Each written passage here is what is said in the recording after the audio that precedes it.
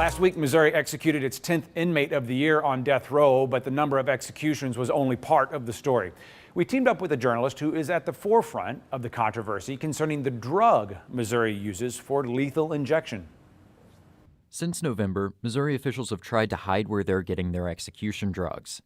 This redacted license was key in a St. Louis Public Radio investigation that revealed the state was resorting to an out-of-state pharmacy that wasn't licensed to sell in Missouri. Under normal circumstances, a pharmacy selling its drugs without a license in the state could be committing a felony.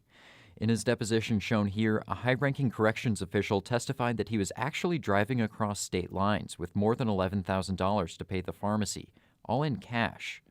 This revelation led to a lawsuit in which that pharmacy agreed to not sell for at least one of Missouri's executions. That's when the state said they'd found another willing pharmacy.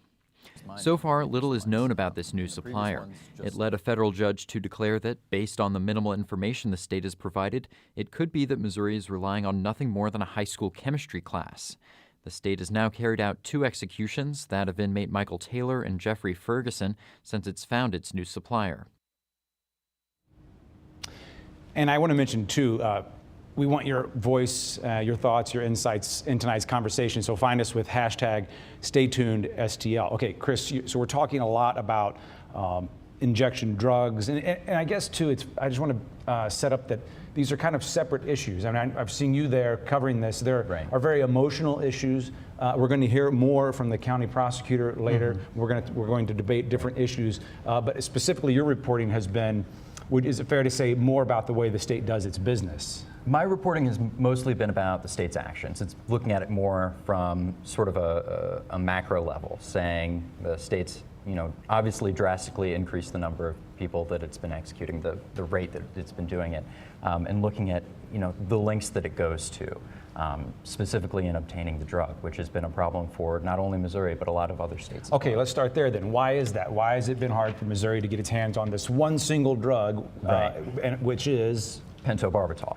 The problem is that virtually no drug manufacturer wants its products to be used in lethal injection, either for moral reasons or for public relations reasons. As a result of that, you have a lot of states, or at least several of them that are carrying out the death penalty still, turning to things called compounding pharmacies. Compounding pharmacies aren't like drug manufacturers. They aren't regulated by the Food and Drug Administration. They're instead regulated by state boards of pharmacy. And the drugs that they make have a significantly higher failure rate, which is problematic because obviously the drug has to be of a certain quality if you're going to use it to carry out an execution, or it could go wrong. You want it to work. Right. And there's no way to test it, I guess. And the quality of the drug really varies from batch to batch. And many would argue that it's very contingent upon the identity of the supplier. You want to know who's supplying it because they have a track record? If they have a track record of making shoddy products, or if they maybe aren't licensed. And in fact, as we mentioned earlier, we had an investigation at the end of December where we found out that Missouri's drug supplier was not licensed in the state of Missouri. But before we get into that, I want to know the state has its reasons for not wanting you to know, or anyone to know, where they're getting these drugs. Well, the state contends that if the identity of the supplier were to get out, that the supplier wouldn't want to sell for executions. It's why states go to such great lengths to keep them secret. It's why a high-ranking corrections official is, driving to Oklahoma, or was driving to Oklahoma with $11,000 in cash. To buy the drugs. To buy the drugs. So there are a few different reasons. I mean, one, the state says that it's unpopular for this supplier to get out, if their identity were to get out. And the other reason, they cite safety concerns. But the same reason that the curtains are pulled, as Bill was describing, and you don't see who's carrying things out in the room. Right. And, Missouri does have statute that protects the members of the execution team who are directly carrying out the execution. The state expanded that definition in October to try to include the people who are supplying it.